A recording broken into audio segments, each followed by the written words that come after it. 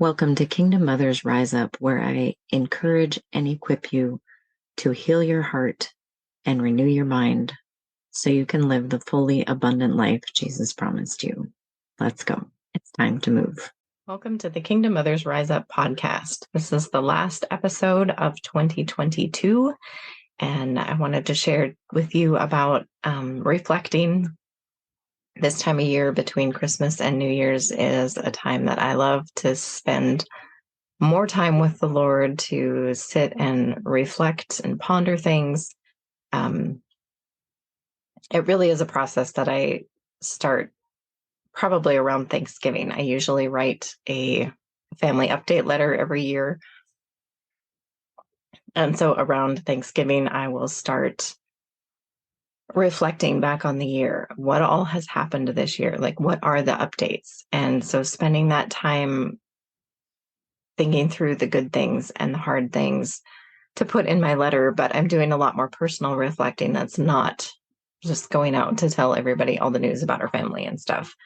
And it's just a powerful time to see what God has done and what changes have happened, for good or bad, so that we can be intentional about where we want to go. Because first we have to know where we are before we can figure out where we want to go. I use that example of, if you want to hike a mountain, it's good to know where you want to go, that there's a path and a trail, and that you want to get up the mountain.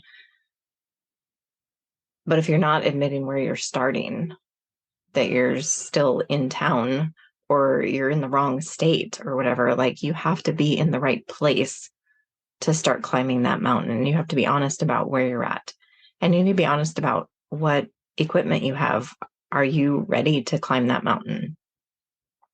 Some places, mountains are probably always dangerous, but I'm in Alaska, where you can freeze to death or die in an avalanche in a mountain in the summertime if you're in the wrong place on the right mountain. So do you have the gear that you need? And the weather in the mountains changes incredibly fast. So it can be a beautiful, warm day, but as you climb, it's going to get cooler. And then, like I said, the weather can change really fast. Do you have what you need? Are you equipped? Do you have the skills you need? Do you have the equipment that you need to take off and go where you want to go? So the reflection process is kind of part of that for your personal life. And I'm probably going to throw out a whole lot more questions, because that's just what I do. The questions just come. But I did make a PDF that you can download of some questions that you can reflect on, and possibly journal about, doodle about, to look back at this past year and see what has shifted or what hasn't shifted. And a lot of times doing the emotional work and trying to break generational chains, really, sometimes it's big and obvious. Other times it's really hard to see that we're making any progress in the day-to-day. So taking a year-long perspective to look back at a year ago and see what has shifted, what's different. So the questions that are on I guess I'll just read you all the questions that are on the PDF, and then I'll maybe come back and talk through them. So, who was I a year ago? Where was I a year ago? What happened this year that I struggled with? Do I love myself more than I did a year ago? Do I like myself more than I did a year ago? Am I closer to the Lord than I was a year ago? And what do I not want to take with me into the new year? So kind of talk about that. Like, where are you? Where are you at right now? Where were you a year ago? Do you have different relationships? Do you have different relationship skills? Do you have different struggles? Like, what's going on? Where are you at compared to where you were at a year ago? And who were you a year ago? That is constantly shifting and changing. I think whether we focus on it or not, if we're not focusing on it, then that's going to be a downward drift. And it's not going to be necessarily a good thing that we're a different person than we were a year ago. But if we're seeking the Lord and we're spending time with him, desiring to obey and be like Jesus, then we're going to be a better version, a truer version of ourselves than we were a year ago. So reflect on that and celebrate the changes that you've made, the progress that's come. Share those with me. I will celebrate with you, because it's a big deal to be like, oh, I used to blow up at my kids a lot, and now I don't blow up at them as much anymore. Or, and there was these conversations that would just push my buttons and I would be acting like a child. And now I can have those conversations and stay in my adult mind.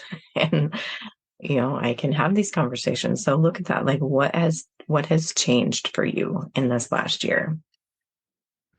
And what happened this year that you struggled with?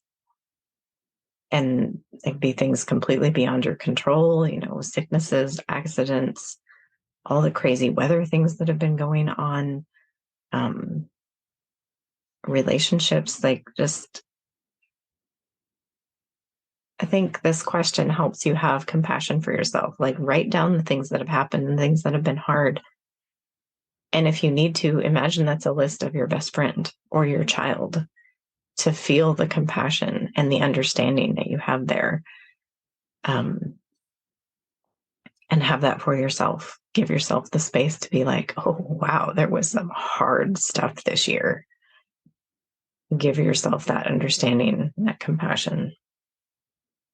And do you love yourself more than you did a year ago? If you grew up thinking that we always needed to put others first and think of others as better than ourselves, these are scriptures that get pulled out of context.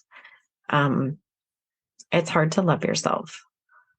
Was for me, still is for me sometimes. But God said he wanted us to love our neighbor as we love ourselves. So he wants us to love ourselves.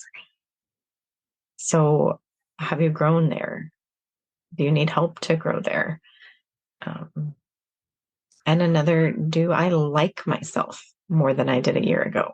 Because sometimes, with our kids, it can be like, I love you, but I don't like you very much right now. Do you like yourself?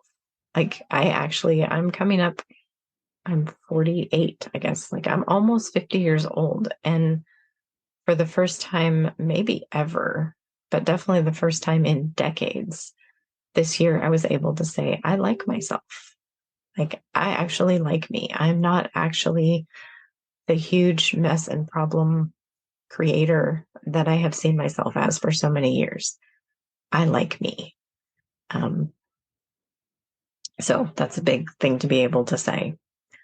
Are you closer to the Lord than you were a year ago? Do you know his voice better? Do you know his word better? I definitely want to get more in the word in 2023.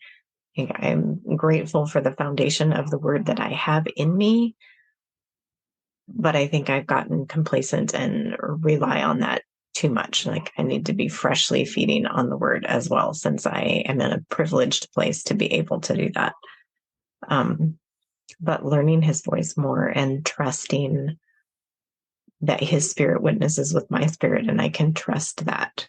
So looking at, am I closer? Where am I closer? Where am I farther away? What did my relationship with him look like a year ago? What does it look like now? And what do I not? Oh, I missed one. What happened this year that I'm grateful for? That one's on the list before the struggles. Again, take the time to celebrate, whether they were big things or tiny things, but what can you be grateful for out of this year? Excuse me. And what do you not want to take into the new year with you? Might be some hard relationships that, like, now it's time to cut that off. tried setting the boundaries, tried communicating, and it's just not working. It could be seeing yourself as a mess. It could be not liking yourself. It could be, obviously, it could be anything, but think about those things of, well, I want to take better health habits into the new year, or I don't want to take this negative mindset, or I don't want to take my messy house. Like, I'm going to make a plan to get things decluttered so that they can be organized. And, I don't want to take this area where I keep thinking like a victim. I don't want to take that with me. Like, look into that. What is that you don't want to take with you? And as you're going through these things, if there's any of it where you just feel really stuck, feel really overwhelmed, reach out to me. I would love to help, whether that's through coaching or just an encouraging word, prayer. Because to be a different person, to get to where after nearly 50 years, I can say I like myself, has taken a lot of work and prayer and coaching. And it's so worth it. So worth it. So just encourage you to reach out if you're struggling at all. And even if you're like, well, I'm struggling, but I don't have any idea how you could help me, or why it would be worth investing in myself, reach out and ask me those questions. And bless you as we end 2022 and enter 2023. More announcements. I think I'm going to end kind of season 1 of the Kingdom Mothers Rise Up podcast at the end of January. And I'm still praying into, I feel like there's a shift, but I don't have total clarity about what that is yet for season 2.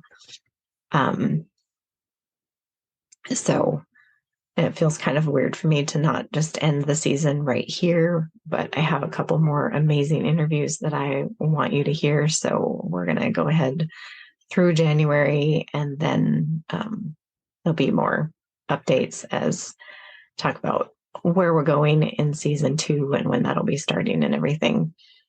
I thank you for your support. I hope that you enjoyed the Christmas devotions. Love feedback on that if that's something that would be worth doing next year. If you're on my mailing list and got like my current thoughts on my old devotion, if those would be good to include in the podcast, if I do it in the future. Just thankful to have you as part of my life. That's one of my gratitudes for this year. I started this podcast and you guys are listening and supporting. So blessings, and we'll see you in the next episode.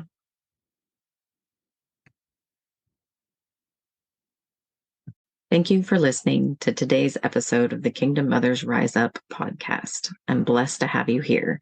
If you'd like to continue the conversation, you can join us in the Kingdom Mothers Rise Up Facebook community. When you're ready for more support, I have the Heart Doodling with Jesus monthly membership, periodic group coaching, and one-on-one personalized coaching as well. Thank you so much for being here, and we'll see you next time.